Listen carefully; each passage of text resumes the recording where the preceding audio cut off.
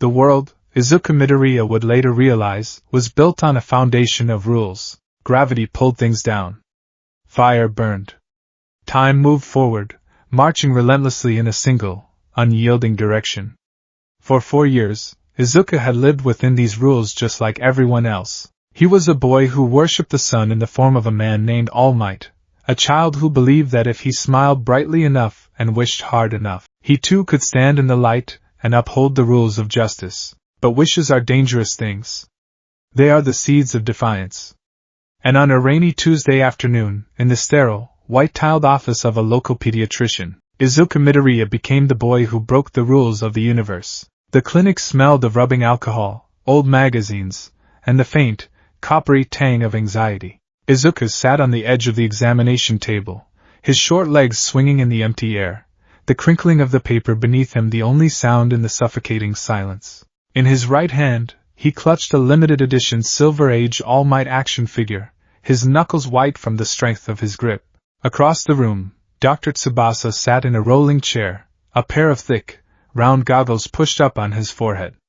The doctor sighed, a heavy, weary sound that made the room feel 10 degrees colder. He tapped a pen against an X-ray illuminated on a glowing board on the wall. "You should probably give it up," the doctor said. The words were spoken casually, almost callously, like a man talking about the weather.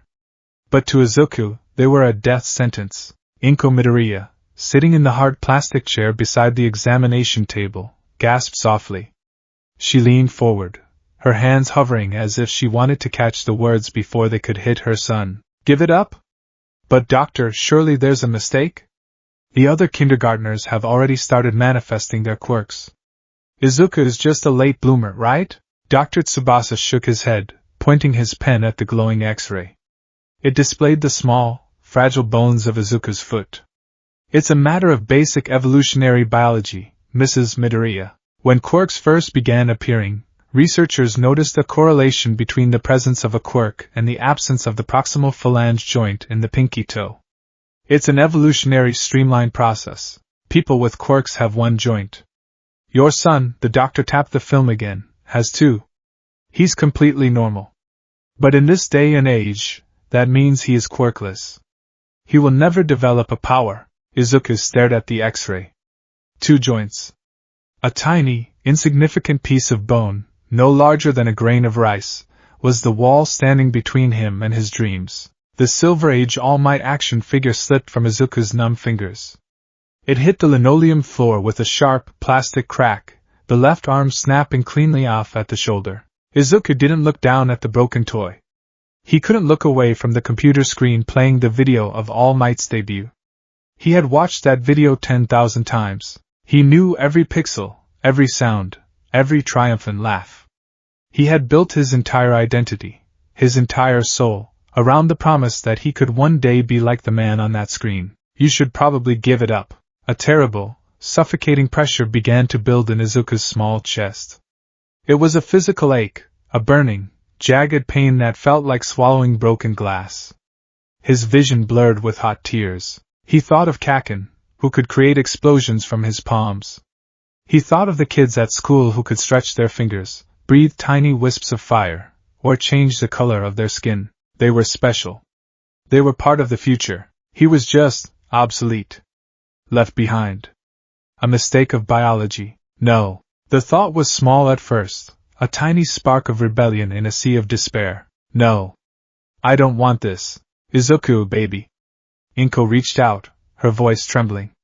Her hand rested on his small shoulder, pulling him into her side. She was already crying, her tears falling into his messy green curls. She was mourning for him. She believed the doctor. No. The spark flared into a roaring inferno. It wasn't just sadness anymore. It was a desperate, primal rejection of reality itself.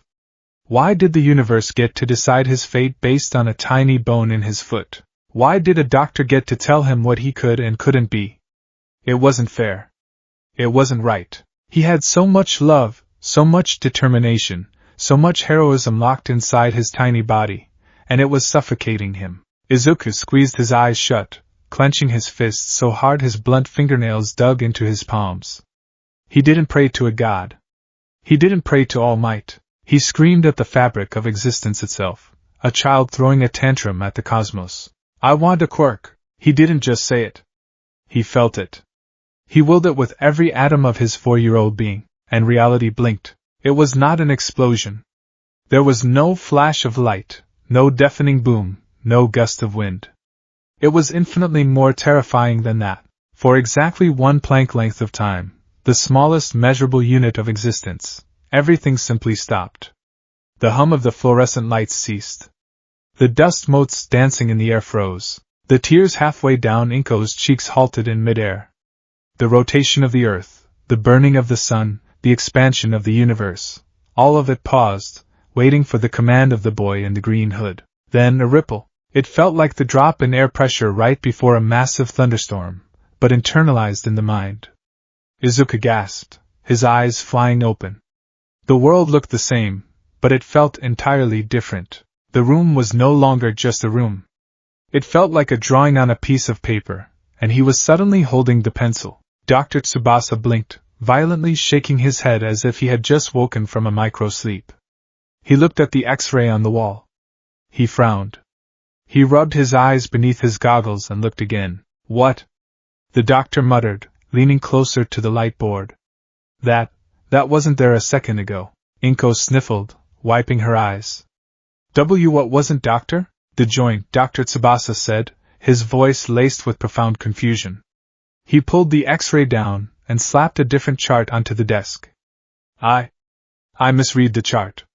Or the technician made a mistake. Mrs. Midoriya, look. Inko leaned over, her breath hitching. Izuku looked too. Where there had undeniably been 2 joints in his pinky toe just 30 seconds ago, there was now only one. The bone structure was seamless, perfect, as if it had always been that way. I don't understand, Dr. Tsubasa muttered, frantically typing on his computer, bringing up Izuku's brainwave scans and genetic blood markers. The doctor's eyes widened to the size of saucers. The markers, the quirk factor. It's there. It's not just there, it's off the charts. He has a quirk?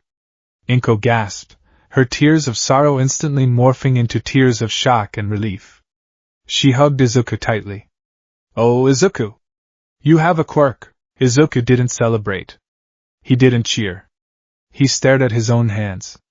They felt strangely light, yet heavy with an invisible gravity. He looked down at the floor, where his broken All Might toy lay. What kind of quirk is it, doctor? Inko asked, her voice bubbling with hysterical joy. Dr. Tsubasa stared at the screen, sweating profusely. I can't classify this. The energy readings are completely localized in the prefrontal cortex, but they encompass, well, everything. It's an emitter type, clearly, but the output is undefined. We'll have to wait and see how it manifests. But he definitely has one. Izuku slipped off the examination table. He knelt on the cold linoleum and picked up the 2 pieces of his broken toy. The plastic was jagged where the arm had snapped. He held the pieces together. In his mind, he remembered what the toy looked like when it was whole. He didn't want to glue it. He wanted it to never have been broken at all. He pushed that desire into the air around his hands. There was no glowing aura. No sparks. Underneath his fingertips, the jagged edges of the plastic simply ceased to exist as 2 separate entities. The atomic structure of the polymer reknitted itself. The scuffed paint on All Might's fist flowed backward, smoothing out until it shone like it had just come out of the factory box. Izuku pulled his hands apart. The action figure was whole. Not fixed. Whole. A cold shiver ran down the 4-year-old's spine. He looked up at his mother and the doctor, who were still talking animatedly about quirk counseling and registration. Neither of them had seen what he just did. Izuku tucked the toy into his pocket. His heart beat a steady, unnervingly calm rhythm against his ribs. He had wanted a quirk so he could be like everyone else, but as he walked out of the clinic, holding his mother's hand, Izuku looked up at the gray, rain-filled sky, and realized he wasn't like everyone else. He wasn't sure if he was even human anymore. The car ride back to their apartment in Mizudafu was a blur for Inko, who chattered excitedly on the phone with her husband, Hisashi, currently working overseas. She told him about the miracle, the misdiagnosis, the joy. Izuku sat in the back seat, staring out the rain-streaked window. The raindrops were hitting the glass, streaking downward due to gravity.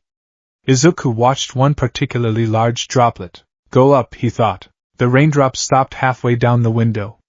It defied gravity, defied momentum, and slowly began to crawl upward against the glass, defying the wind of the moving car. Izuku watched it, his breath fogging the window, turn blue. The clear water instantly shifted to a vibrant, glowing sapphire blue. Disappear. The drop vanished. No evaporation, no residue. It simply ceased to be a part of reality. Izuku pulled his knees to his chest. He was a smart boy. He was observant, analytical, and prone to muttering about how quirks interacted with the laws of physics. He had filled half a notebook with messy crayon drawings of heroes and how their powers worked. Pro-Hero Endeavor produced fire by superheating his sweat. Pro-Hero Hawks controlled his feathers through a specialized telekinetic link. Every quirk had a mechanism. Every quirk had a limit. Izuku reached inward, probing his mind for his limit. He looked for a well of energy that he was draining, a muscle that would grow tired, a threshold that would cause him pain. He found nothing. It was like looking into a canyon and realizing there was no bottom, only a starry, infinite void. There was no mechanism. There was no sweat, no telekinetic strain. If he wanted something to happen, reality simply obliged. It folded, bent, and rewrote itself to accommodate his will, as effortlessly as a man breathing in air. When they arrived home, Inko made his favorite dinner to celebrate, katsudon. She hummed a happy tune in the kitchen, her previous despair entirely forgotten. Go play in your room for a bit, sweetie. Inko called out over the sizzling of frying pork. Dinner will be ready soon. Okay, Mom, Izuku said quietly. He walked down the short hallway to his room. It was a shrine to heroism. Posters of All Might covered every inch of wall space. Action figures, comic books, and bedsheets blared the red, white, and blue colors of the symbol of peace. Izuku stood in the center of the room. He looked at a poster of All Might laughing heartily while holding up a collapsed bridge. I want to be a hero, Izuku thought. Heroes save people. They fight villains. He needed to test what he could do. He needed to know what his weapon was if he was going to fight villains. He opened his window, letting the cool, damp evening air into the room. He looked down at the small garden behind their apartment building. Underneath a patch of hydrangeas, he saw something small and still. Izuku climbed out his window, using the fire escape to drop down into the garden. The grass was wet and squished beneath his red sneakers. He approached the bushes and crouched down. It was a small sparrow. It must have flown into the glass of an upstairs window during the storm. Its neck was bent at a sickening, unnatural angle. Its eyes were milky and unblinking, staring blankly at the mud. A line of small black ants had already found the body, marching in a uniform line across the bird's ruffled brown feathers. Death. It was absolute. It was the ultimate rule of the universe. Nothing comes back from it. Izuku stared at the bird. He felt a profound, aching sadness. It was so small, so fragile. It didn't deserve to die in the cold rain. He reached out, his small, chubby finger hovering an inch above the bird's broken body. If he could fix plastic, could he fix life? Wake up, Izuku whispered. He didn't just speak the words, he commanded reality. He envisioned the bird alive, warm, and singing. The effect was instantaneous and horrifyingly beautiful. The ants scurried backward, moving in perfect reverse, abandoning the body. The bird's neck gave a sickening crack as it snapped itself back into perfect alignment. The milky film vanished from its small black eyes, replaced by a sharp, terrified clarity. The cold, stiff flesh suddenly expanded and contracted. A heartbeat. The sparrow gasped, its beak opening wide.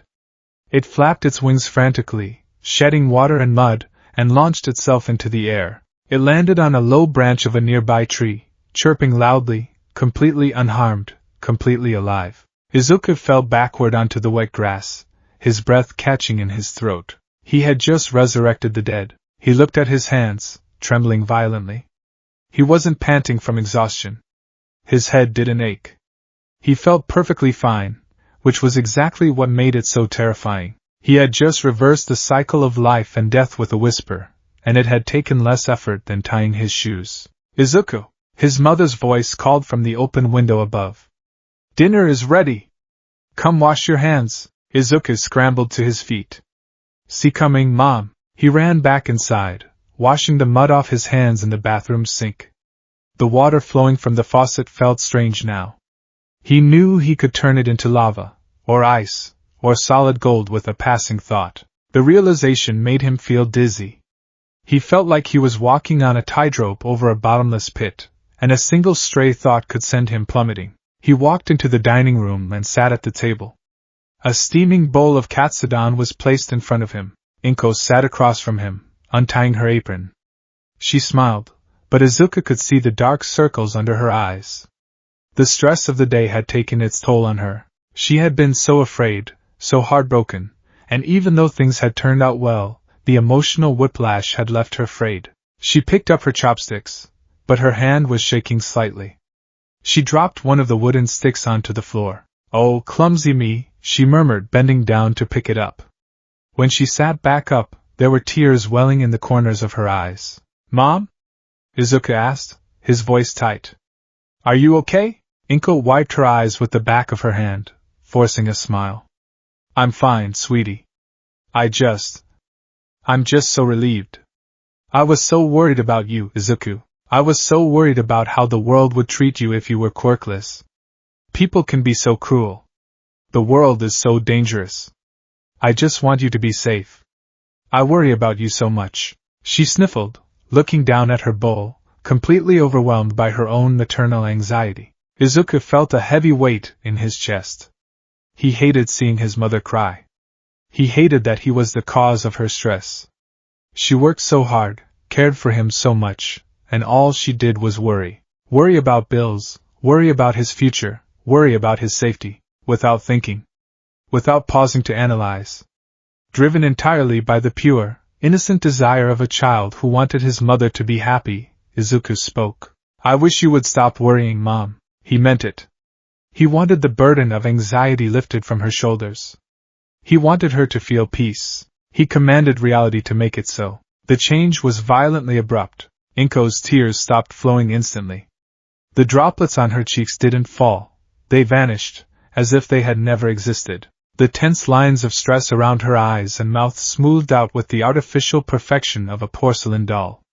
Her posture, previously slumped with exhaustion, snapped perfectly, rigidly straight. She looked up at Izuku. Her eyes, usually warm and filled with deep, soulful emotion, were completely vacant. The irises were a flat, dead green. They looked like painted glass. Her lips stretched into a wide, symmetrical, perfect smile. It was a smile completely devoid of joy. It was the physical manifestation of the concept of a smile, with none of the human emotion behind it. Izuku froze, a spoonful of rice halfway to his mouth.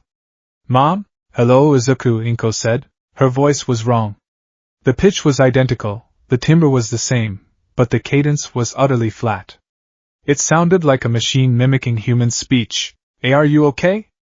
Izuku stammered, his heart hammering a frantic rhythm against his ribs. I am perfect, Inko said, her smile never wavering, her eyes never blinking.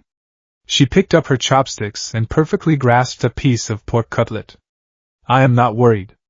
There is nothing to worry about. Everything is perfect. You are perfect. The world is perfect. She chewed the pork. She didn't look at it.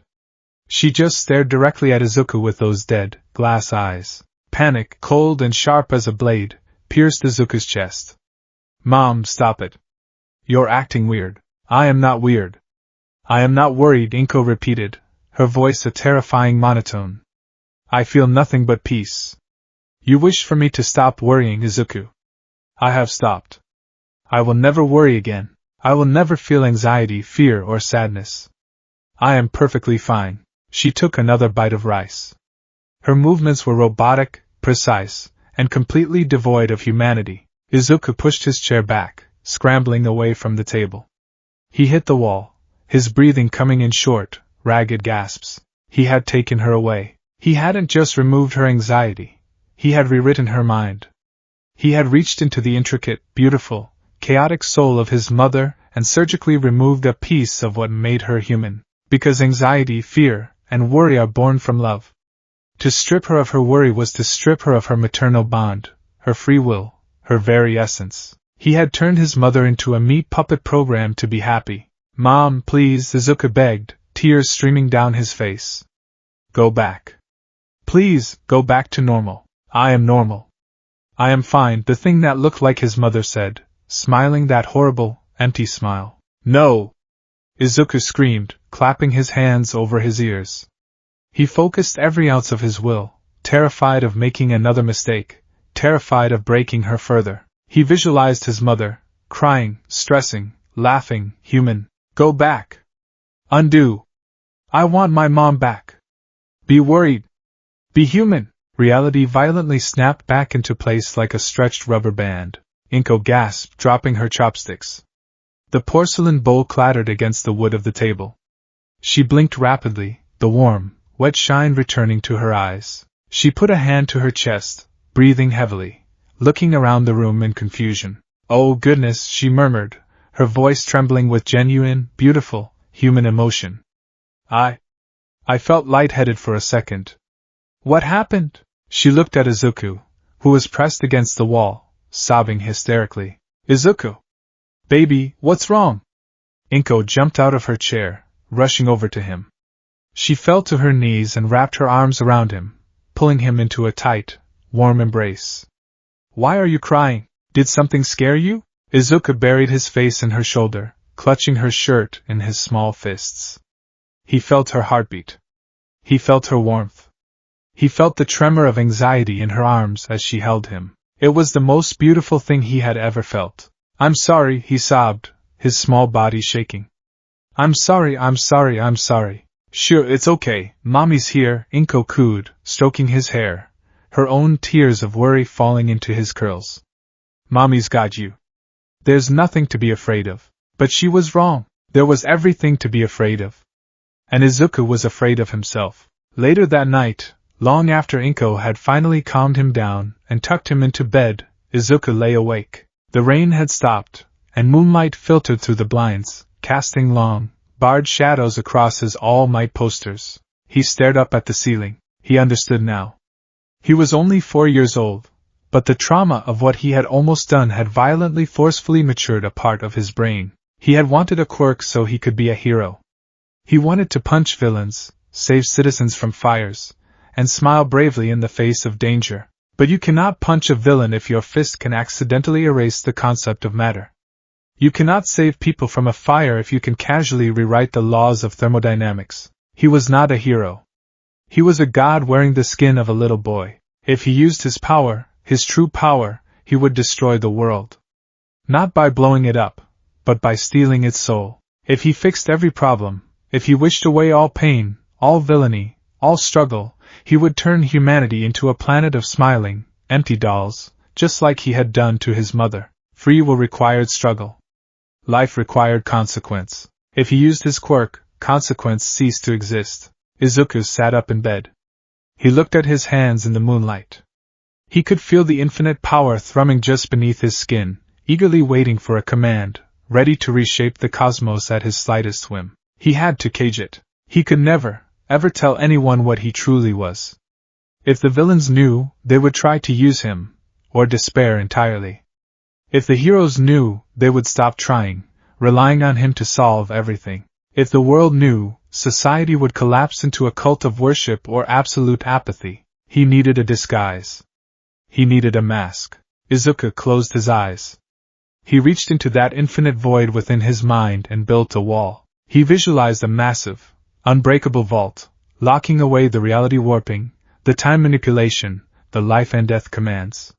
He left only a tiny, microscopic crack in the vault door, just enough power to slip through. He looked at a pencil sitting on his desk across the room. He didn't command reality to move it. Instead, he forced himself to simulate a mechanism.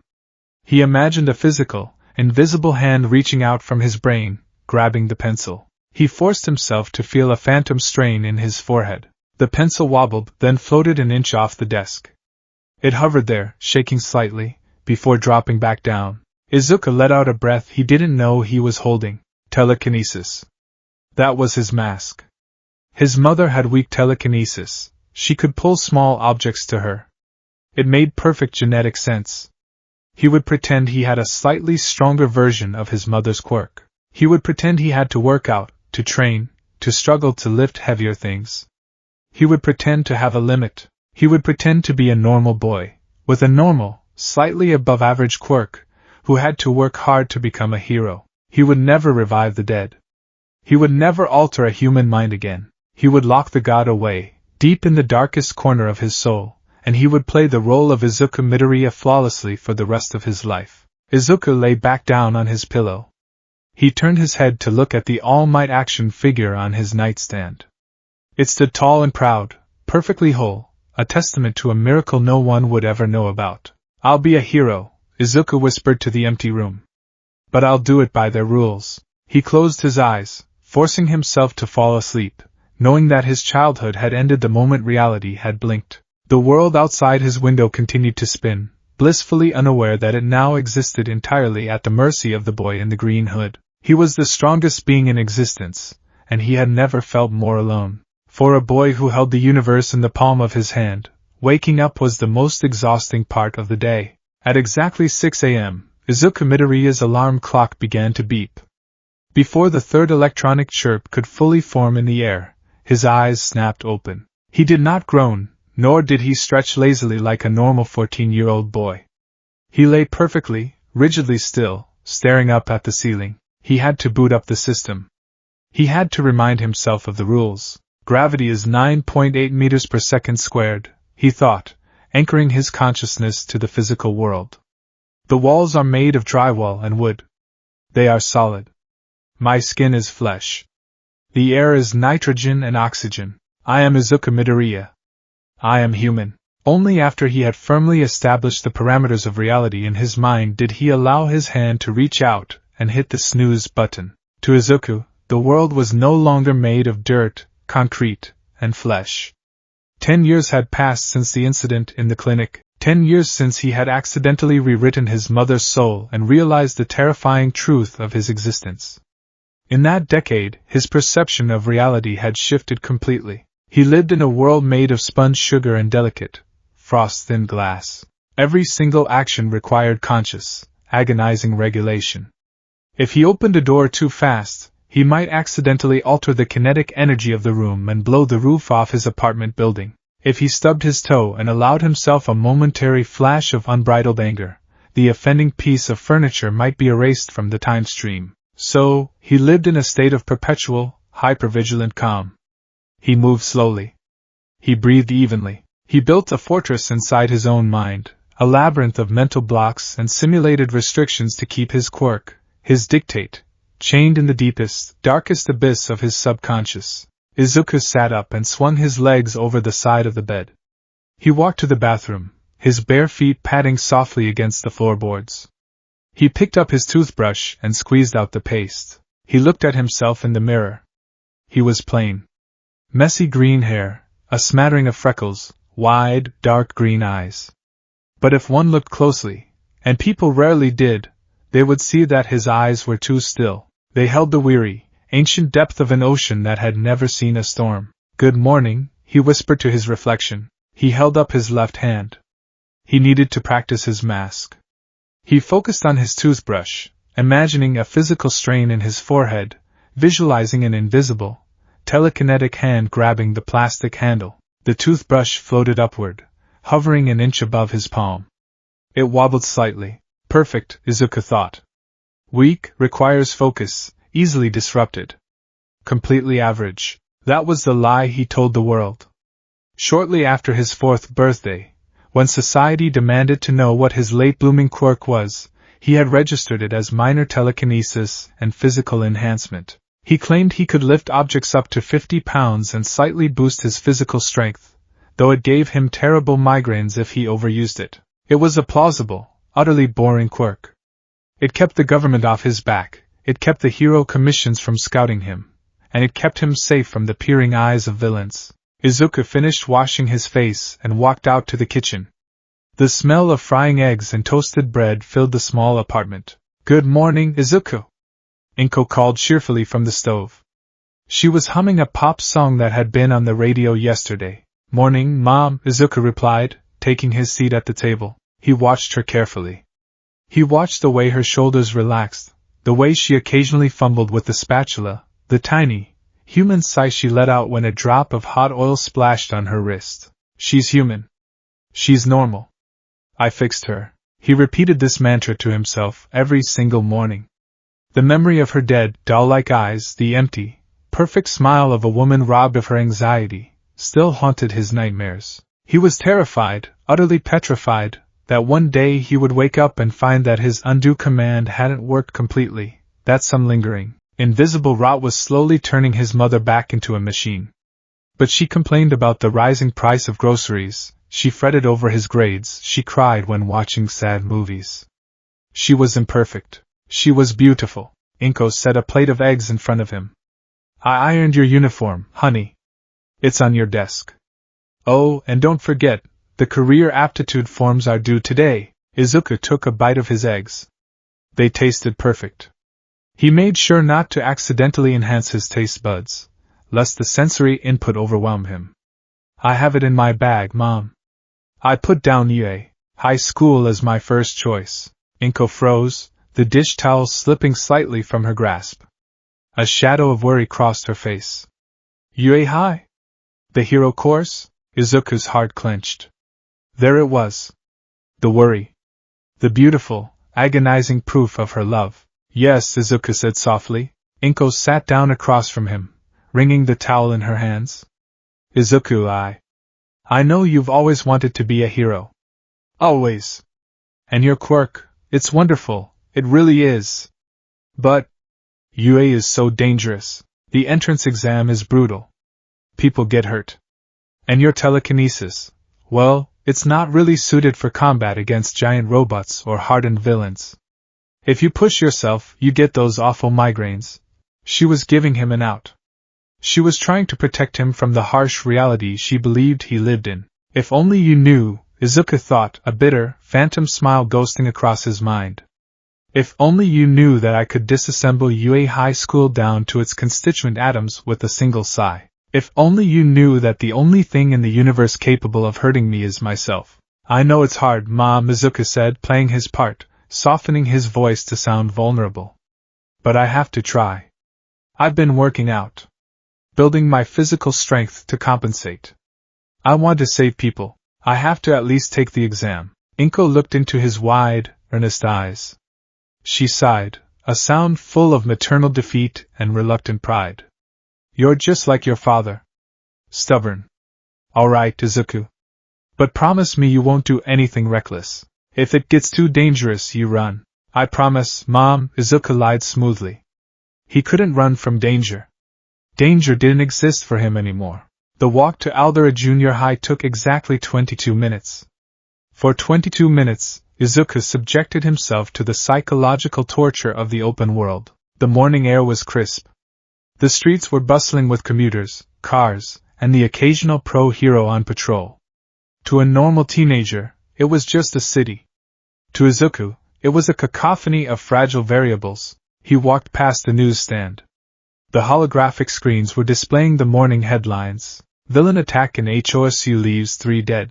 Famine in the southern hemisphere reaches critical levels. New strain of virus baffles medical experts. Izuku stopped on the sidewalk. Pedestrians bumped into his shoulders, grumbling as they passed, but he stood rooted to the spot, staring at the flashing red text of the news ticker. The trolley problem. It was a classic ethical dilemma. A runaway trolley is barreling down a set of tracks. Ahead, 5 people are tied to the tracks. You are standing next to a lever. If you pull the lever, the trolley will switch to a different track, where only one person is tied down. Do you pull the lever, actively killing one to save 5? Or do you do nothing, allowing the 5 to die through your inaction? Izuku Midoriya did not have a lever. He had the power to make the trolley turn into a flock of doves. He had the power to teleport the people to safety. He had the power to erase the concept of a trolley from human history. He stared at the headline about the famine. Right now, at this exact millisecond, a child on the other side of the planet was starving to death. Their mother was weeping over their emaciated body. The pain was real, absolute, and agonizing. Izuku could fix it. He didn't even need to be there. He could simply stand on this sidewalk in Muzurifu, close his eyes, and whisper, "Let the soil be fertile. Let the crops grow. Let the hunger end." Within seconds, thousands of acres of barren wasteland would bloom into lush farmland. The starving would be full. Why didn't he? Because he had tried to follow that logic to its end, and the end was madness. If he cured the famine, what about the warlords who caused it? Should he alter their minds to make them peaceful, like he almost did to his mother? If he did that, he was stripping them of their free will. He was playing God. He was rewriting human consciousness to fit his personal moral code. If he cured the mysterious virus, humanity would never invent the vaccine. They would never advance their medical technology. They would become dependent on the miraculous, invisible force that kept saving them. If he stopped death, the planet would overpopulate in a decade. If he expanded the planet to accommodate the population, he would alter the gravity of the solar system. If he solved every problem, humanity would stop being human. They would become an ant farm, safe inside a glass box, watched over by a benevolent, dictatorial giant who wiped away all struggle. Art, literature, triumph, courage, all of it was born from the struggle against adversity. Without the dark, there is no light. Without the capacity to fail, success is a hollow, meaningless script. Izuku clenched his fists at his sides. His nails dug into his palms, breaking the skin. A drop of blood welled up. Heal, he thought involuntarily. The cut vanished instantly, leaving behind smooth, unblemished skin. He cursed himself for his lack of discipline. I cannot save the world by being a god, Izuku told himself, tearing his eyes away from the newsstand and forcing his legs to move toward the school. I have to let them bleed. I have to let them die. It is the only way they remain free. It was a philosophical conclusion that made logical sense, but it felt like acid in his heart.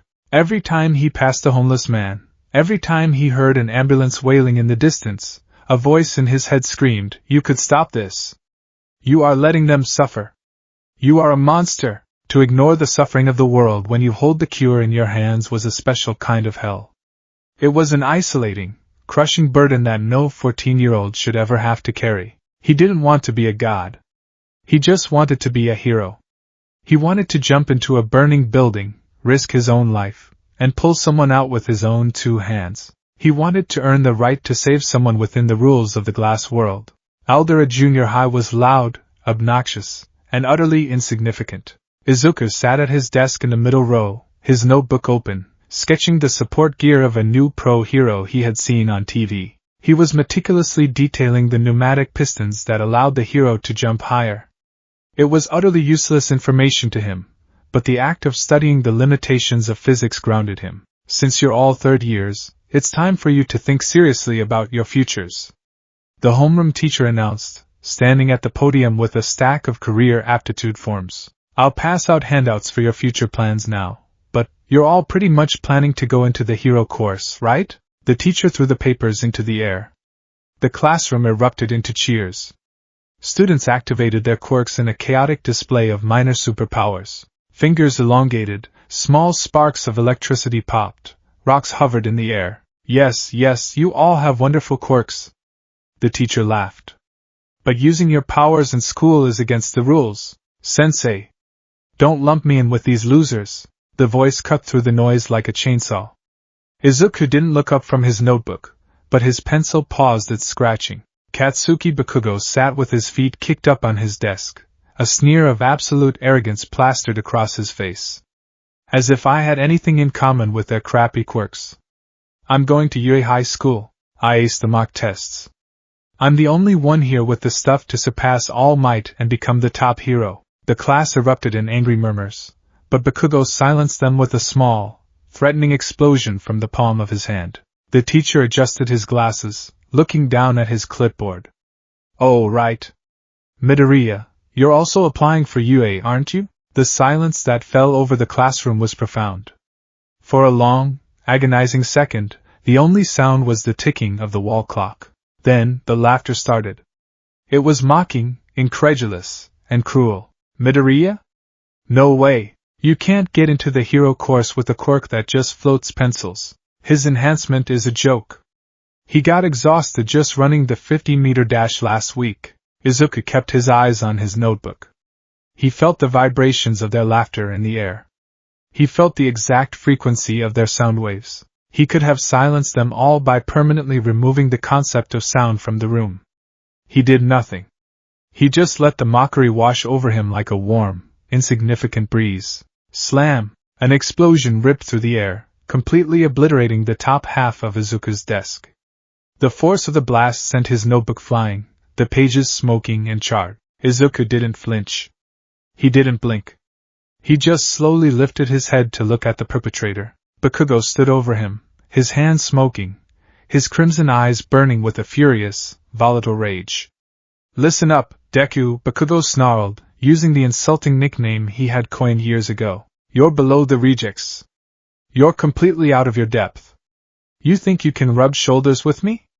With a garbage quirk like yours?" This was the dynamic they had settled into. When they were four, before the clinic, Bakugo had been the confident leader, and Izuku had been the meek follower. When Izuku's quirk was diagnosed as a weak telekinesis, Bakugo's superiority complex had only solidified. He was the sun, and Izuku was a pathetic, orbiting rock. But as the years passed, something had shifted. Bakugo bullied him, insulted him, and threatened him, but it never garnered the reaction Bakugo wanted. Izuku never cowered. He never cried. He never fought back. Izuku looked at Bakugo. He looked past the aggressive posture, past the explosions, past the blustering ego. He saw a boy who was terrified of weakness. He saw a boy whose entire sense of self-worth was tied to his destructive capability. Izuku felt a profound, aching pity for him. Bakugo lived in a world where might made right. He lived under the illusion that his explosions made him a god among insects. Izuku knew the truth. Izuku knew that if he simply stopped actively maintaining the laws of physics around Bakugo's hands, the boy's sweat would never ignite. He knew he could snap Bakugo's spine with a stray thought. Bakugo was yelling, posturing like a lion, completely unaware that he was standing in the palm of a titan who was actively trying not to crush him. "I'm not trying to compete with you, Kaken," Izuku said quietly. His voice was calm, steady, and entirely devoid of fear. That tone. That damn tone. It was the thing that drove Bakugo insane. "Don't look at me like that!" Bakugo roared, grabbing Izuku by the collar of his uniform and hoisting him slightly out of his chair. Small, warning explosions popped against Izuku's chest. A normal person would be terrified of the heat. A normal person would feel the burns. Izuku felt the heat radiating from Bakugo's palms. It was uncomfortable, but it wasn't lethal. Subconsciously, Izuku's quirk activated, a self-defense mechanism he had rigidly programmed into his own mind. Rule 1. Izuku Midoriya's body cannot be destroyed. The explosions touched the fabric of his uniform. The heat transferred, the kinetic energy struck, and then simply dissipated into the void. The fabric didn't scorch. The skin beneath didn't blister. Izuku had to actively force his face into a grimace of pain to sell the illusion. He let out a small, fake gasp. "You're shaking, Deku," Bakugo sneered, though there was a hint of uncertainty in his eyes. He couldn't put his finger on it, but something about holding Izuku felt wrong. It felt like trying to push a mountain. "Withdraw your application. You're a liability. You'll just die in the exams." "I have to try," Izuku whispered, maintaining eye contact. Bakugo scoffed, throwing Izuku back into his chair. He grabbed Izuku's charred notebook from the floor. He held it between his palms and blasted it again, turning the cover into a blackened, smoking mess. He tossed it out the open window. "Most top-tier heroes have stories about their school days," Bakugo said, turning his back and walking toward the door as the final bell rang. "I want the shine of being the only student from this mediocre city junior high to make it into UA. I'm a perfectionist. So don't ruin my backstory by showing up, Deku." Bakugo paused at the door, glancing back over his shoulder. A cruel, nasty smile touched his lips. "If you really want to be a hero that badly, there's a quick way to do it. Believe that you'll be born with a better quirk in your next life, and take a swan dive off the roof." The classroom, already emptying, went dead silent. Even Bakugo's lackeys looked slightly uncomfortable at the suicide baiting. Izuku sat perfectly still. Bakugo expected him to cry. He expected him to tremble, to argue, or to finally break. Instead, Izuku looked at the empty space where Bakugo had been standing. A cold, terrifying thought drifted through his mind, smooth and effortless as a shark moving through water. I could erase him. Right now. I could make it so Katsuki Bakugo was never born. No one would remember him. His mother wouldn't miss him. The timeline would stitch itself together seamlessly. The thought was so easy. So logical. Bakugo was cruel. He was a bully. The world might objectively be a slightly kinder place without his explosive temper in it. Izuku closed his eyes and gripped the edges of his broken desk. The wood cracked under his fingers. No, to erase Bakugo was murder. It was worse than murder. It was the annihilation of a soul. Who was Izuku to decide who lived and who was erased? If he started deleting people who annoyed him or bullied him, where would it stop? When would he become the very villain he wanted to fight? Kaken, Izuku said. The word was soft, but it carried perfectly across the room, hitting Bakugo right as he stepped into the hallway. Bakugo stopped. He turned around, small explosions already popping in his hands, expecting a fight. What did you say, you damn nerd? Izuku opened his eyes. The weariness in them was heavy enough to crush a star. You shouldn't tell people to kill themselves, Izuku said softly, his voice completely devoid of anger. If they actually do it, you'll be charged with instigation. It will ruin your chances of becoming a hero. Be more careful with your words. They have consequences. It was not a threat. It was an objective, factual warning from someone looking out for Bakugo's future. Bakugo stared at him. The sheer, unadulterated calm radiating from Izuku was suffocating. It made Bakugo feel small. It made him feel like a child throwing a tantrum at a statue. Shut up, Bakugo spat, his voice lacking its usual venom, replaced instead by a deeply unsettled edge. He turned and marched down the hallway, leaving Izuku alone in the ruined classroom. Izuku exhaled slowly. He stood up, picked up his bag, and walked out of the school. He walked down to the koi pond beneath the window, and retrieved his ruined notebook from the water. He didn't use his power to dry it or fix the burned pages. He simply wiped off the water and shoved it into his bag. He needed the physical reminder of his limits. The sun was beginning to set, casting long, golden shadows across the city. Izuku didn't walk home immediately.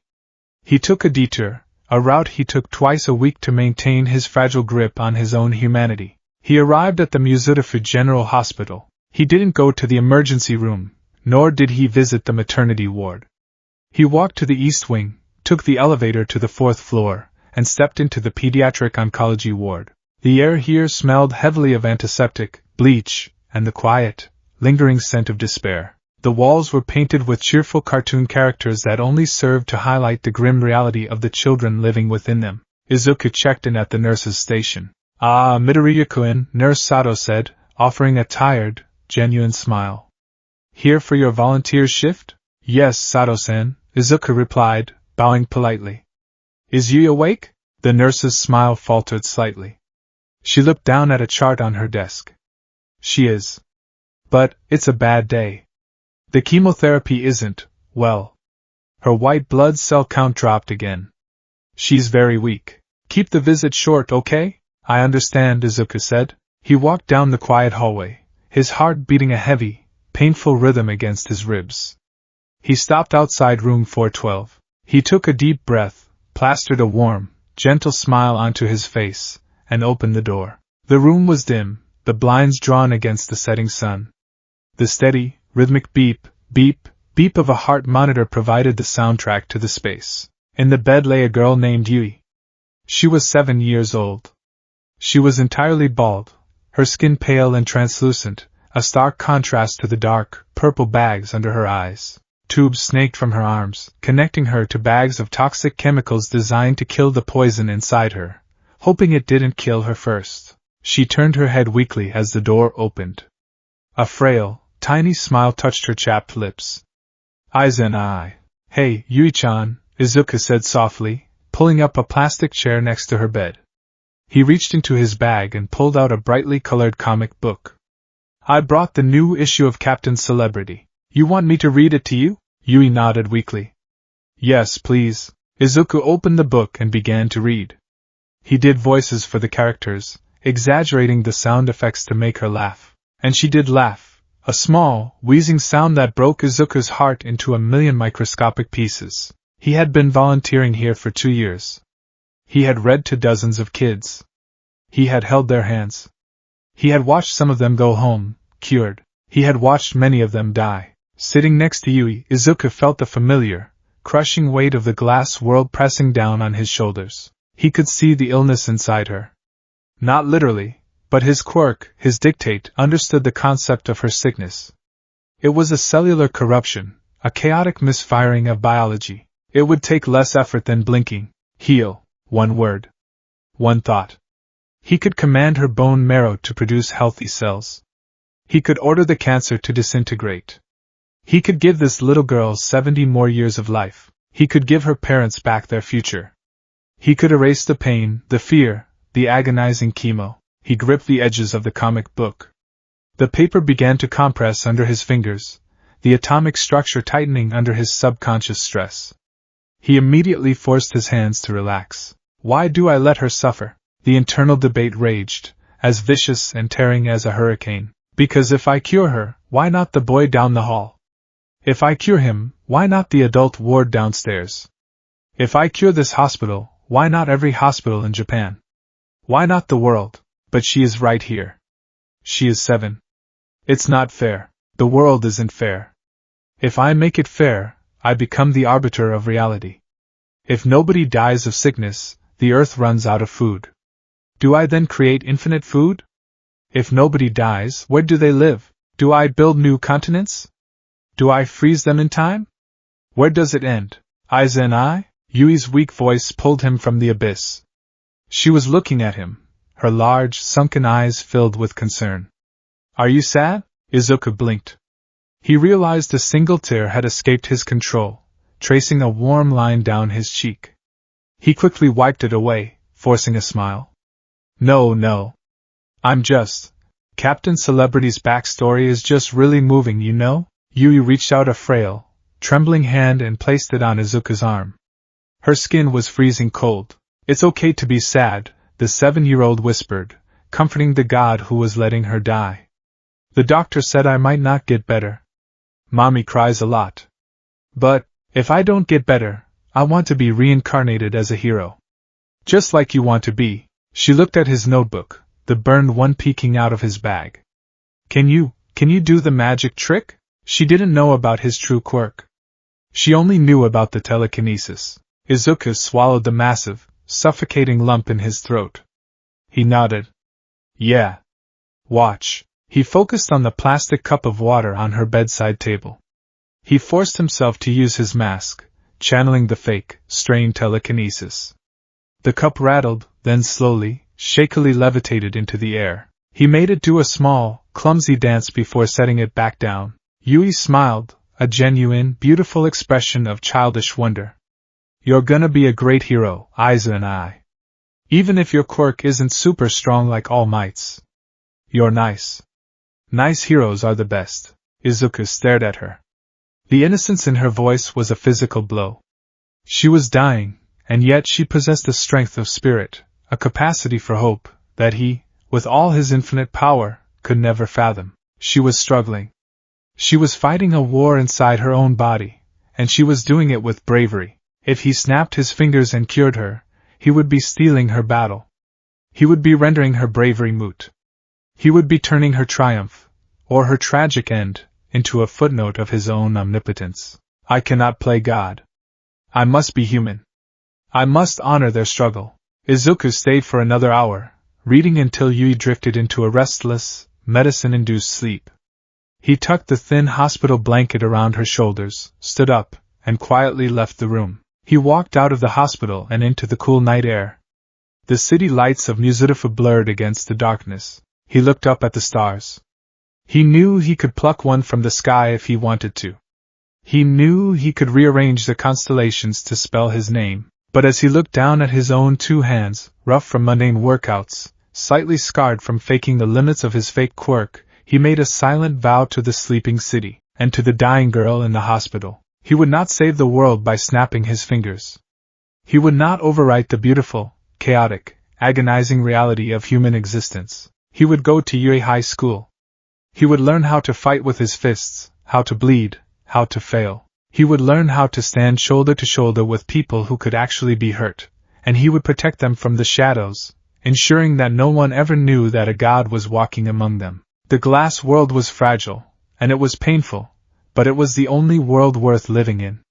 And Izuku Midoriya was determined to protect it, even if it meant breaking his own heart every single day. The air in the Tatooine shopping district tasted of ash, ozone, and the bitter tang of burned sugar. A cacophony of destruction echoed through the narrow streets. Windows shattered under the concussive force of unregulated explosions. Civilians screamed, pressing themselves against the hastily erected police barricades. The heat radiating from the epicenter of the chaos was oppressive, warping the air into a shimmering mirage that made the towering inferno look like a living, breathing beast. Izuku Midoriya stood at the back of the crowd, his yellow backpack slung over one shoulder. He hadn't intended to be here. He had been walking home from school, his ruined notebook safely tucked away, his mind carefully compartmentalized and focused on the mundane task of calculating the trajectory of his own footsteps. But the explosions had drawn him. They were erratic, frantic, and laced with a very specific, familiar frequency of panic. He looked past the heads of the murmuring onlookers, peering through the smoke. In the center of the intersection, surrounded by a ring of uncontrollable fire, was a nightmare of fluid dynamics. A massive, undulating mountain of dark green sludge whipped its gelatinous tendrils through the air, smashing storefronts and tearing down streetlights. And trapped within the center of the viscous mass was Katsuki Bakugo. Bakugo was drowning. His face was a mask of absolute, primal terror, his crimson eyes wide and bloodshot as the sludge forced its way down his throat, suffocating him from the inside out. His hands, the source of his immense pride and the weapons he used to terrorize others, were thrust outward, desperately firing off explosions. But the blasts only fueled the surrounding fires, doing nothing to dislodge his captor. Izuku's eyes flicked to the perimeter. The pro-heroes were there. Death Arms, a man whose quirk gave him the strength to lift bulldozers, was coughing violently, waving his arms as the smoke overwhelmed him. "It's no use!" he shouted over the roar of the flames. "I can't get a grip on that fluid body, and the heat is too intense." Kamui Woods, the rising star of the hero world, was clutching his wooden arms to his chest, retreating from the blaze. "Fire is my absolute weakness. I can't get close without igniting." Empty Lady, standing at her massive height of 20 meters, was stomping her feet in frustration at the edge of the street. "I need at least a two-lane road to maneuver. If I step in there, I'll crush the civilians and the buildings." They were making excuses. Valid, logical, human excuses. They were bound by the rules of their biology, the limits of their quirks, and the physics of their environment. They were waiting for someone else, someone with the right quirk, to solve the problem. Izuku felt a cold, leaden weight settle in his stomach. He looked back at Bakugo. The explosions were growing weaker. The frantic thrashing of his limbs was slowing down. The boy who had told him to take a swan dive off a roof just an hour ago was seconds away from brain death. "I am not supposed to interfere," Izuku thought, the mantra of the glass world playing in his mind. "They need to solve this. If I step in, if I show them what I am, the illusion breaks. They have to save him." But as Izuku scanned the crowd, his eyes fell upon a painfully thin, gaunt man clutching a telephone pole for support. The man was trembling, his oversized white t-shirt hanging off his skeletal frame. His hand was pressed hard against his left side, right where Izuku knew a horrific, spider-webbing scar lay hidden beneath the fabric. Tashinori Yagi. All Might. Izuku could see the hero's aura. Through the lens of his omnipotent perception, Izuku could see the agonizing biological reality of the symbol of peace. He saw the missing stomach, the destroyed respiratory system, the sheer, unrelenting agony that the man pushed through every single day. And right now, Izuku saw the flickering, dying embers of one for all failing to ignite. All Might was out of time. He was physically incapable of transforming. He was forced to stand there and watch a child die because his human body had reached its absolute limit. Pathetic, Tashinori's internal voice seemed to broadcast into the ether, a frequency of pure despair that Izuku picked up effortlessly. I am pathetic. I lectured that boy about reality, and now I am forced to watch this one die. I am a fake. Izuku closed his eyes. The noise of the sirens, the crackling of the fire, the screaming of the crowd, it all faded away, replaced by the infinitely vast, chillingly silent expanse of his own mind. He had spent 10 years trying to be human. He had spent 10 years forcing himself to believe in the struggle, to respect the limitations of the physical world. But right now, the physical world was failing. The rules of reality were about to allow a 14-year-old boy to suffocate in the middle of a crowded street, while the strongest people on the planet watched. What was the point of holding the universe in his hands if he let it rot to preserve an illusion? If they cannot do it, Izuku thought, his mind crystallizing with terrifying clarity, then I must. Izuku opened his eyes. They were no longer the wide, anxious eyes of a quirkless fanboy. They were bottomless, serene, and ancient. He stepped forward. Hey! Kid, get back here! A police officer yelled, reaching out to grab Izuku's shoulder. Izuku didn't break his stride. He didn't swat the officer's hand away. He simply commanded the space between himself and the officer's hand to expand by exactly 3 inches. The officer grasped empty air, stumbling forward in confusion. Izuku ducked under the yellow police tape and walked into the inferno. The heat was instantaneous and apocalyptic. The fire roared around him, tongues of orange and blue flame licking at his school uniform. Do not burn, Izuku whispered in his mind. The universe obeyed. The kinetic energy of the fire, the superheated gas, the rapid oxidation, it all ceased to interact with his physical form. He walked through the wall of flames as if it were a cool autumn breeze. His shoes did not melt against the superheated asphalt. The smoke parted before his face, refusing to enter his lungs. What is that kid doing? Death Arms roared, his eyes bulging as he saw Izuku casually strolling into the center of the catastrophe. He's going to die. Stop him! Kamui would shout a branch forward, aiming to wrap around Izuku's waist and pull him back. Miss, Izuku thought. A sudden, localized micro-draft of wind, inexplicably powerful and completely invisible, diverted the heavy wooden branch a fraction of a millimeter to the left. It sailed past Izuku harmlessly. Izuku stopped 10 feet away from the sludge villain. The villain's massive, liquid eyes swiveled to look down at the small, green-haired boy. The villain let out a wet, gurgling laugh. Another meal? You heroes are just throwing yourselves at me. I'll take your body next, kid. Bakugo, half-conscious and suffocating, cracked one eye open. Through the haze of his impending death, he saw Deku. The useless, quirkless, pathetic Deku, standing in the middle of the fire, completely unharmed, looking up at the monster. Bakugo wanted to scream at him to run. He wanted to call him an idiot. But his lungs were full of slime. He could only stare, pleading with his eyes. Izuku didn't take a combat stance. He didn't clench his fists.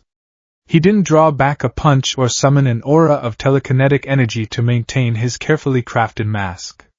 There was no time for the mask. To rip the sludge away telekinetically might tear Bakugo's lungs out in the process. This required precision. This required God. Izuku looked directly into the swirling, chaotic consciousness of the sludge villain. He saw its malice, its desperation, its biological imperative to survive at all costs. Izuku reached into the fabric of reality, placed his fingers on the code of the villain's existence, and erased that imperative. He opened his mouth, his voice not raised in a shout, but spoken with the absolute, crushing weight of undeniable authority. Release him. It wasn't a request. It wasn't an attack. It was a fundamental truth suddenly written into the laws of physics. The effect was not flashy. It was deeply, unnervingly instantaneous. The sludge villain did not scream. It did not fight back. It physically could not. The command bypassed its conscious thought, bypassed its quirk factor, and struck the very atoms of its being. With a sickening slurp, the sludge violently reversed its flow.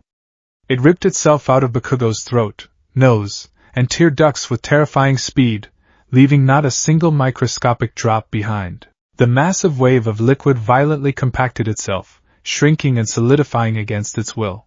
Bakugo collapsed onto the scorched asphalt, gasping violently, retching as his lungs filled with glorious, life-saving oxygen. The sludge villain was now a tightly compressed, perfectly spherical ball of dark green gel, hovering 3 feet in the air. Izuku looked at the sphere. "Be still," he commanded gently. The sphere froze. It didn't just stop moving, it stopped experiencing time.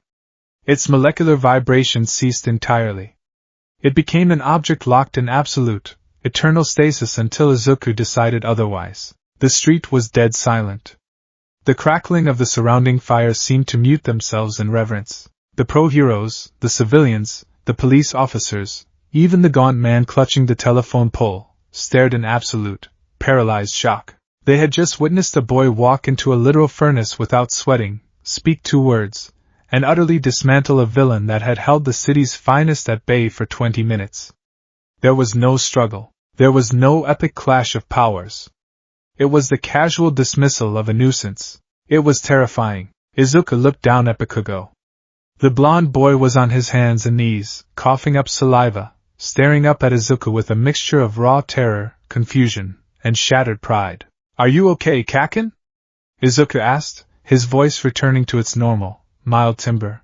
Bakugo couldn't speak. He just stared. He realized, in that exact moment, that the boy standing in front of him wasn't playing a game. The absolute powerlessness Bakugo had felt inside the sludge was nothing compared to the aura of inescapable authority radiating from Izuku. Izuku didn't wait for an answer. He turned around. He looked at the raging fires consuming the buildings. He could have snapped his fingers and turned the flames into flower petals. He could have restored the broken concrete, but he had already done too much. He had cracked the glass. He needed to step back. He let out a small, fabricated gasp, bringing a hand to his forehead as if he were suddenly struck by a massive migraine. He swayed slightly on his feet, playing the part of a boy who had just overexerted a powerful telekinetic quirk. The fires, Izuku panted, forcing his breathing to turn ragged. "Heroes, please, put them out." The illusion snapped back into place. The spell was broken. "Right. Water hoses, now." Death Arms roared, shaking off his stupor and sprinting toward the fire engines. Kamui Woods rushed forward, grabbing Bakugo and pulling him away from the heat. Empty Lady began directing the civilians away from the remaining flames. Izuku quietly slipped back under the police tape. He pulled his yellow backpack higher on his shoulder and began to walk away, melting into the dispersing crowd. He didn't want the praise. He didn't want the interviews. He wanted to get home, lock his door, and rebuild the mental walls that he had just compromised. As he walked down a quiet side street, leaving the chaos behind, he felt a presence following him. It was a heavy, exhausted presence, but one burning with an intense, singular focus. Izuku stopped at the entrance of a narrow, shadowed alleyway. He turned around. Standing 10 feet away, coughing a small splatter of blood into a white handkerchief, was Tashinori Yagi. "Wait, young man." Tashinori wheezed, leaning against the brick wall of a nearby building. Izuku looked at him. He knew exactly what was about to happen. He knew the history of One for All, he knew of All for One, he knew of the legacy this man carried. He could read it in the genetic scarring of the man's quirk factor. "Yagi-san," Izuku said politely, bowing his head. Tashinori's eyes widened slightly in surprise. He hadn't introduced himself, and in this deflated, skeletal form, no one ever recognized him as the symbol of peace. You know who I am?" "I know," Izuku said simply. Tashinori wiped his mouth, his blue eyes locking onto Izuku with a burning intensity. Suddenly steam began to pour from his pores. His muscles expanded with violent, impossible speed, his skeletal frame inflating into the towering, muscular, shadow-draped figure of All Might. "I am here!" All Might boomed, though the bravado was tinged with genuine awe. He looked down at the small boy. "Young man, I saw what you did back there. The pros were paralyzed. I was paralyzed. But you, a timid-looking schoolboy, you stepped into the flames when no one else would." All Might clenched his massive fist, placing it over his heart. "You embody the essence of what it means to be a hero. There are stories about every great hero, how they became great. Most have one thing in common: their bodies moved before they had a chance to think." All Might pointed a massive finger at Izuku. "That was true for you back there, wasn't it?" Izuku looked at the giant finger pointing at him. He felt a deep, profound sadness. His body hadn't moved before he thought.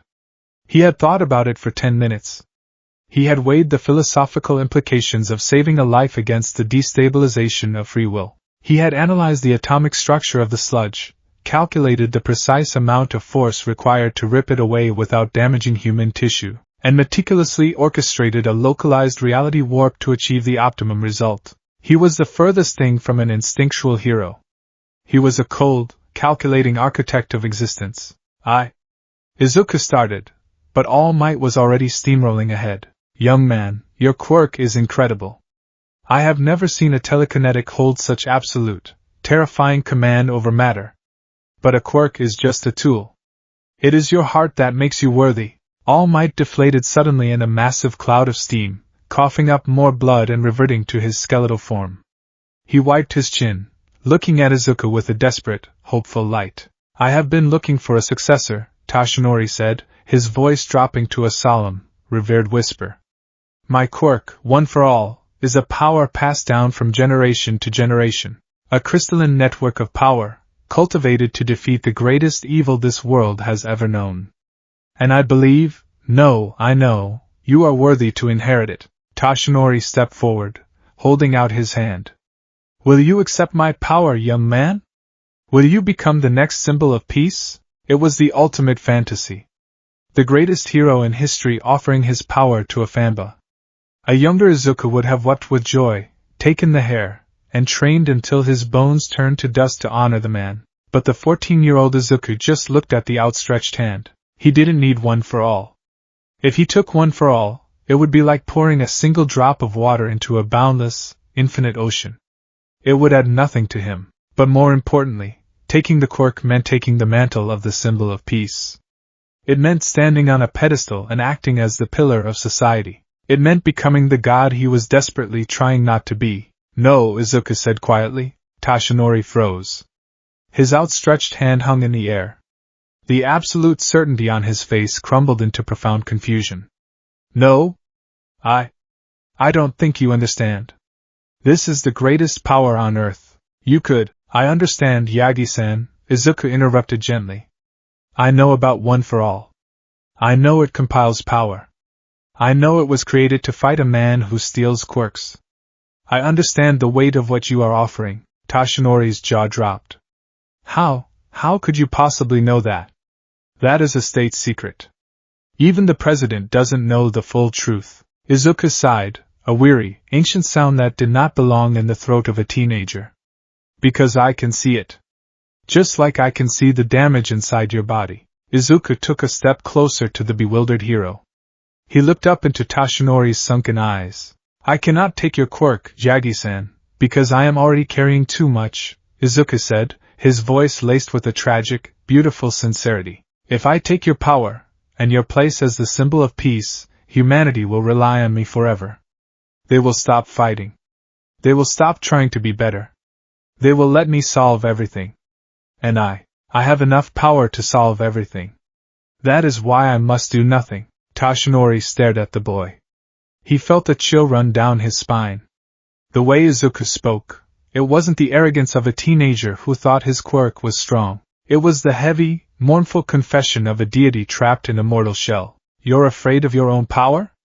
Toshinori asked softly. I am afraid of what my power would do to your world, Izuku corrected him. Toshinori leaned heavily against the wall, the adrenaline fading, leaving only the agonizing pain of his ruined body. He clutched his side, wincing as a fresh wave of agony radiated from his missing organs. I see. I misjudged you. You are wise beyond your years. But if you will not take my place, what will happen when my time runs out?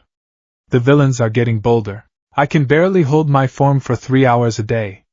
Soon, it will be 0. Izuku looked at the man's hand, still clutching the fabric over his horrific scar. Toshinori Yagi had sacrificed everything.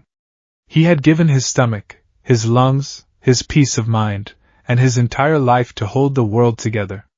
He was a true hero. He was a human who had broken himself to protect others. Izuku's vow was to let humanity struggle. To let them fight their own battles. But Izuku thought, If the universe has rules, then surely, fairness must be one of them. No one deserved to suffer the way this man was suffering. Not after all he had given. Izuku made his second conscious decision of the day to break his own rules. You have given everything to this world, Yagi-san, Izuku said softly, stepping directly into Toshinori's personal space. It was my duty, Toshinori coughed, confused by the boy's proximity. Then let me give something back, Izuku said. Before Toshinori could react, Izuku reached out and pressed his small, scarred palm flat against the center of Toshinori's chest, directly over the massive, puckered scar tissue that ruined the hero's torso. Toshinori went a step back, thinking the boy was trying to push him, but Izuku's hand felt like it weighed 10,000 tons. He was rooted to the spot. Izuku closed his eyes. He didn't look at the physical scar. He looked at the blueprint of Toshinori Yagi's existence. He saw the violent void where organs had been pulverized by all for one. He saw the strained heart, the compromised respiratory system, the microscopic tearing of muscle fibers. Izuku didn't pray. He didn't focus his energy. He simply issued a mandate to the universe. Heal. The words slipped from Izuku's lips, and reality shattered and rebuilt itself around Toshinori Yagi in a fraction of a millisecond. There was no glowing light. There was no warm, soothing aura. It was a violent, absolute assertion of physical perfection. Toshinori gasped, a sharp, incredibly loud intake of air. For 5 years, every breath he took had been shallow, restricted by a half-destroyed lung, accompanied by a wet, rattling wheeze. This breath was different. It was deep. It was bottomless. It was the breath of a man in his absolute physical prime. The air rushed into a left lung that had not existed a second ago. Toshinori's eyes went wide with sheer, unadulterated shock. He dropped his hands from his side. The phantom pain, the agonizing, burning ache that had been his constant companion for half a decade, simply vanished. It wasn't numbed.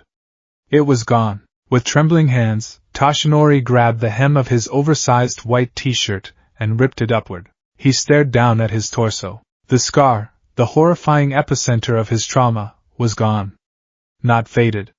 Not reduced. Completely erased. His skin was smooth, taut, and unblemished. Beneath the skin, he could feel his body. He felt the heavy, solid mass of a fully functioning stomach.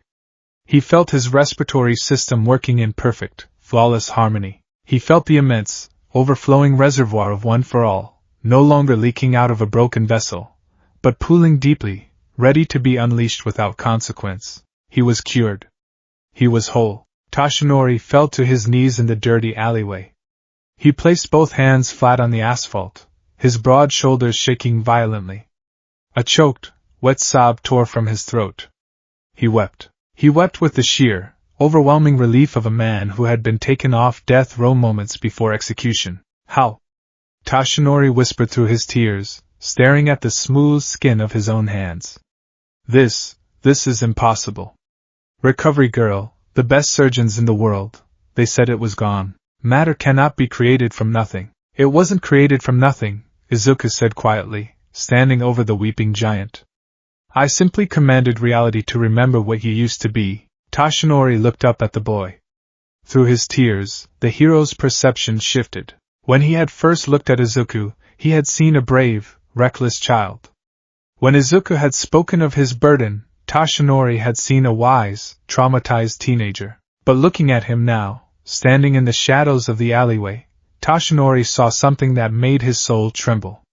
The boy's green eyes were completely devoid of the exhaustion a healer should feel. He had just casually rewritten the laws of biology, physics, and mass conservation, and he wasn't even breathing hard. Toshinori realized, with a creeping sense of existential dread, that the title symbol of peace was meaningless. The strongest man in the world was kneeling before a 14-year-old boy who held the power of a god. What are you? Toshinori breathed, his voice laced with genuine awe and profound fear. Izuku adjusted the strap of his yellow backpack. He looked down at the hero he had worshipped his entire life. I'm just a boy who wants to go to Yue High School, Izuku said softly. Please, Yagi-san. Do not tell anyone what happened here. Let them believe you miraculously recovered. Let them believe the symbol of peace is still the strongest. Izuku turned his back and began to walk out of the alleyway, stepping back into the warm light of the setting sun. Wait! Toshinori called out, scrambling to his feet, feeling the intoxicating, forgotten power of his own perfect health. If you are this powerful, why? Why Yue? Why play the part of a student if you can do this? Izuku paused at the edge of the alley. He didn't look back. Because if I don't pretend to be human, Izuku whispered, I will forget how to be. With that, the boy stepped into the crowd and vanished, leaving the greatest hero in history standing alone, whole, and completely terrified of the future. 10 months later, the imposing gates of Yue High School's battle center loomed over the massive crowd of prospective students. The air buzzed with nervous energy, the low hum of hundreds of teenagers stretching, warming up their quirks, and mentally preparing for the most important exam of their lives. Izuku Midoriya stood near the back of the crowd, wearing a simple green tracksuit. He had spent the last 10 months refining his mask.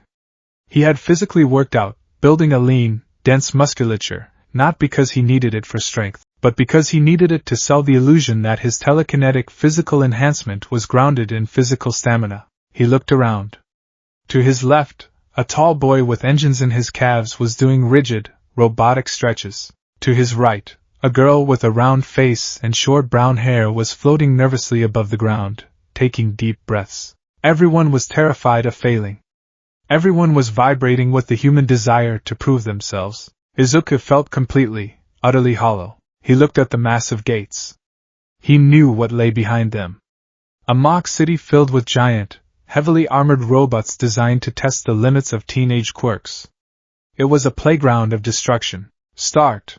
Present Mick's voice boomed from the observation tower speakers. What's the matter?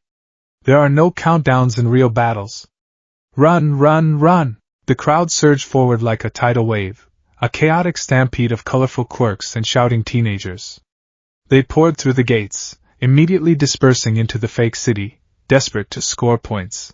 Izuku did not run. He let the crowd pass him. He took a slow, measured breath, grounding himself in the rules of the glass world. He stepped through the gates, his hands resting casually in his tracksuit pockets. He walked down the main avenue of the mock city. Explosions echoed in the distance. He could hear Bakugo tearing through metal somewhere a few blocks over. He could hear the engine-legged boy kicking a robot to pieces. Around a corner, 20 yards ahead of Izuku, a massive shadow fell over the street, a three-pointer.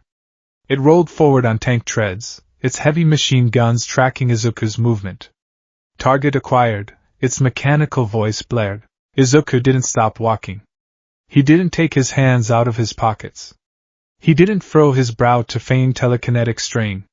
He was alone on this street. No other students were watching. He looked at the towering war machine. He saw the bolts, the hydraulic lines, the microprocessors, the dense titanium plating. He saw exactly how it was put together. Disassemble, Izuku said. The command was spoken at a conversational volume. The three-pointer did not explode. It did not crumple as if crushed by an invisible hand. It simply fell apart. With horrifying, mathematical precision, every single bolt holding the machine together unscrewed itself simultaneously. Every weld dissolved. Every wire cleanly detached from its port. The massive robot collapsed into a perfectly neat, categorized pile of scrap metal on the asphalt. The titanium plates stacked themselves in a tidy pile. The screws arranged themselves by size. The motor oil drained into a perfect, unmoving puddle that did not stain the concrete. It took exactly 0.4 seconds. Izuku walked past the pile without looking down. High above the arena, in the darkened observation room, the faculty of Yue High School sat before a massive bank of monitors. We have a promising crop this year, Midnight purred, crossing her legs as she watched Bakugo blast a two-pointer into molten slag. That explosive boy has a nasty temperament, but his combat instincts are flawless. The girl with the gravity quirk is using her environment well, Snipe noted, pointing at a screen where Uraraka was dropping debris onto robots. Aizawa Shoda, seated in the corner, in his yellow sleeping bag, narrowed his eyes at a specific monitor. What about him? Principal Nedzu, the hyper-intelligent mammal, set his teacup down and followed Aizawa's gaze. Ah. Midoriya Izuku. Registered quirk, minor telekinesis and physical enhancement. The teachers leaned in, watching the feed from Sector 4. On the screen, Midoriya was walking. Just walking. Two two-pointers flanked him from an alleyway. Midoriya didn't even turn his head. He just kept walking. As the robots lunged, they instantly disassembled, collapsing into neat, organized piles of parts. A one-pointer dropped from a rooftop directly above him. Before it even reached the halfway point of its fall, it dismantled itself in midair, the pieces raining down and stacking themselves perfectly on the sidewalk around Midoriya, who didn't even break his stride. The observation room fell utterly silent. The sound of Bakugo's explosions on the other monitors seemed to fade away. What did he just do? President Mike asked, taking off his sunglasses, his loud voice dropping to a confused whisper. I didn't see an aura. I didn't see a gesture. He didn't even look at them. His file says telekinesis, Vlad King grunted. He must be using an invisible telekinetic grip to tear them apart. No, Aizawa said, his voice grim, his eyes glued to the screen. Telekinesis requires force. To tear apart titanium plating with brute force warps the metal. Look at the pieces. Nedza pressed a button, zooming in on the pile of scrap Midoriya had left behind. The teachers gasped. The metal wasn't torn. It wasn't bent. Every single piece was perfectly intact, as if a team of engineers had spent hours carefully deconstructing the machine with specialized tools. He's not breaking them, Nedza whispered, his fur standing on end. He's unpacking them. How is that possible? Midnight asked, a shiver running down her spine. To telekinetically unscrew 1,000 bolts simultaneously without looking. The processing power required by his brain would fry his nervous system. And he's not even sweating. Is it a technopathy quirk? Snipe suggested.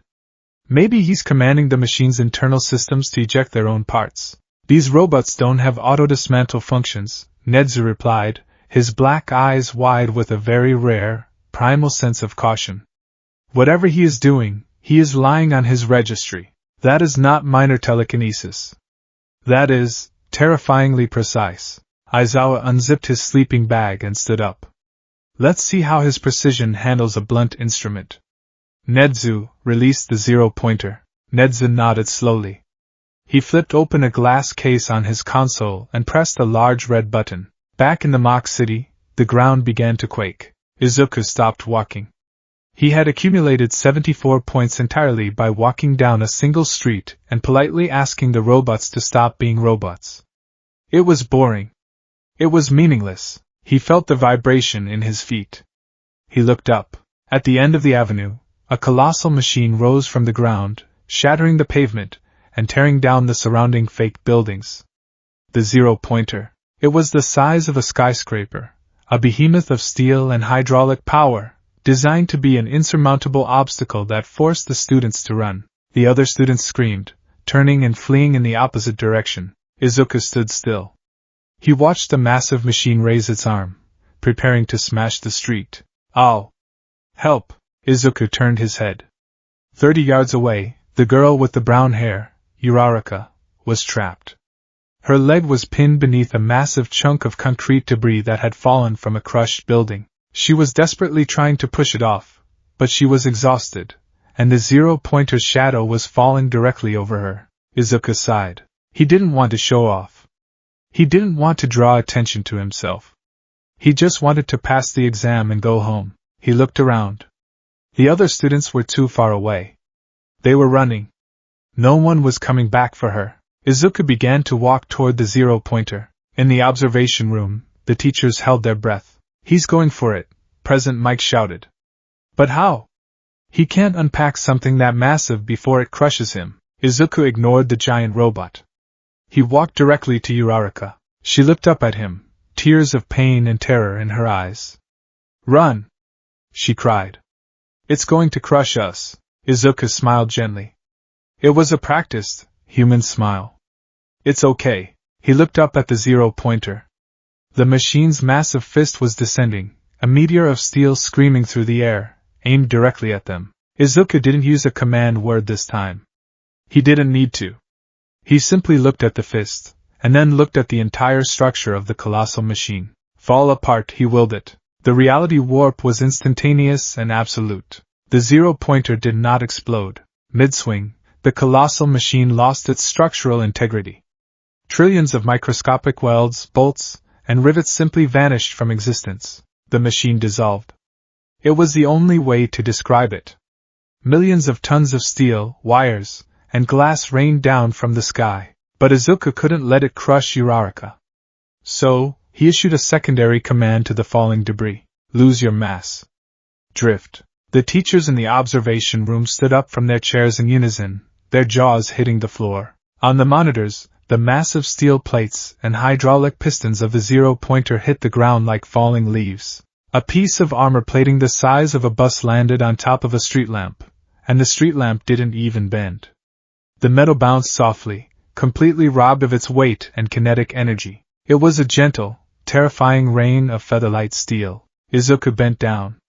He gripped the massive concrete slab trapping Uraraka's leg. He feigned a grunt of effort, activating his mask, and lifted the slab with one hand, tossing it aside, ensuring this piece retained its physics so it looked like he was actually using strength. Are you all right? Izuku asked, offering her his hand. Uraraka stared at the towering pile of soft, weightless scrap metal that used to be a skyscraper-sized death machine. She looked at Izuku's hand. She was trembling violently, her mind unable to comprehend the violation of physics she had just witnessed. Why yes, she stammered, taking his hand and letting him pull her up. Good, Izuku said politely. The exam is almost over. We should head toward the exit. He let go of her hand and began to walk away, his hands returning to his pockets, his posture relaxed, looking completely unaffected by the fact that he had just casually dismantled a god of steel with a glance. In the observation room, Aizawa Shota stared at the monitor. His eraser goggles were clutched tightly in his hand. Nedzu, Aizawa said, his voice dead flat, devoid of its usual tired drawl. Find out everything you can about Izuku Midoriya. Because whatever that kid is, he isn't human. Principal Nedzu didn't reply.